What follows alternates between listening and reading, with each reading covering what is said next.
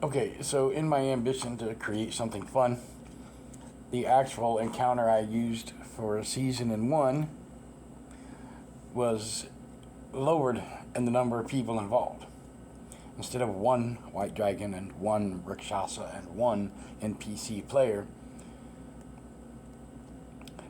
it was to be for the characters and their ensemble to be at heightened power. So it is 4 adult white dragons, 4 Rakshasa, and an NPC party of a cleric and 2 druids, the barbarian with a partner thief, and their 4 henchmen cavaliers. So now, as a group, technically, as far as this particular chapter is concerned, 4 groups, as the NPC cavaliers will be dealt with differently than the main NPC party. The deck of many things is going to reign supreme. It is a full deck of 22 cards. 4 cards will be drawn for each group. And then a D4 will determine which card will actually affect each group. We're going to go left to right. We'll start with the dragons, the Rakshasas. Then we'll do the 4 cavaliers, and then we'll do the NPC party. So for the dragons, they have the flames, the comet, the vizier, and the balance. For the Rakshasa, the ruin, the donjon, gain the services of a 4th level fighter, which will be one of these 4th level cavaliers if it presents itself that way. Gain charisma and a small keep. For the mounted cavalryman, the void, the sun, the star, and your Royale. And for the NPC party, the key, the idiot, the moon, and the fates. Now that the deck of many things has done its part, we will finish by rolling a D4 for each group to see which card is which. I've written them down in order. Hopefully you can trust me with that. So that's the vizier for the dragons. That's the ruin for the Rakshasas. That's the star for the cavaliers. And that is the fates for the NPC party. So for the white dragons, they have selected the vizier card. Actually, fate has selected the vizier card, which means they know the answer to their next dilemma, which is this particular battle. And the answer to this dilemma is to stay out of range of anybody hand to hand, to take advantage of their flight and their ranged attacks, such as their breath weapons. For the Rakshasas, it is the ruin card.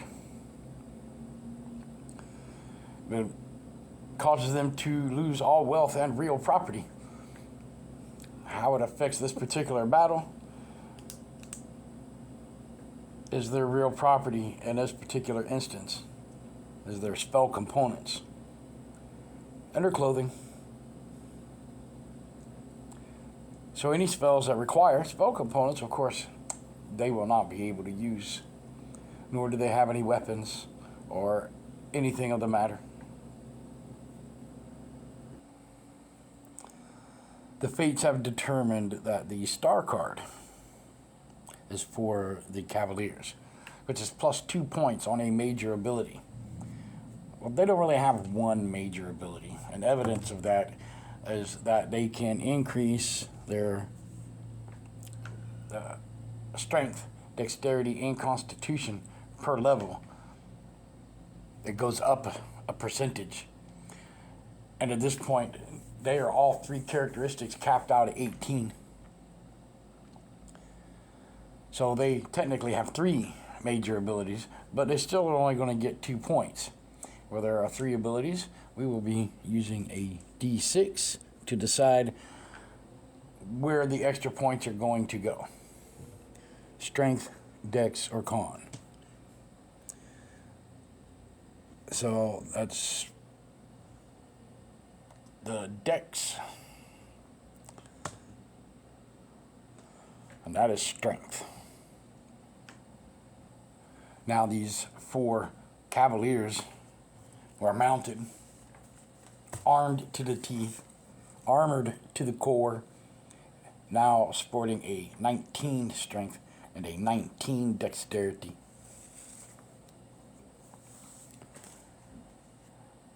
The main NPC party drew the Fates card. The Fates card stipulates that they can avoid any situation they choose once. And that is each one of them.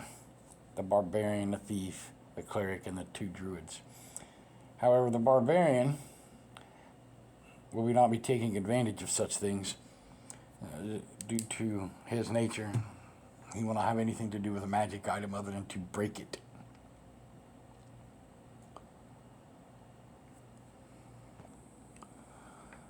So this is where we will start with Season 1's epilogue. 4 huge adult white dragons. We've drawn the Vizier card. They're going to be taking flight and trying to freeze everybody. The Rakshasas have been dealt the Ruin card. So they don't have any property, no material components for spells, no magic items, nothing. But they have extensive defenses still in place. The Armored Knights have the Star card, now with vastly increased strength and speed. They're going to impose their will. The Cleric, the 2 Druids, the Barbarian, and the Thief all have the Fates card. They can avoid any situation once each.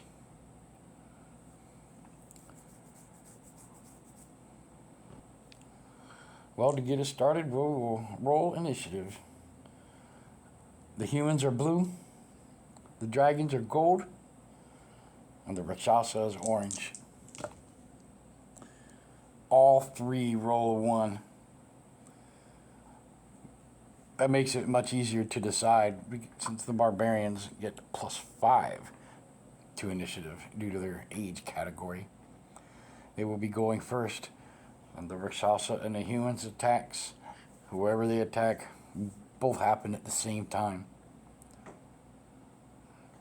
Live and die by the dice.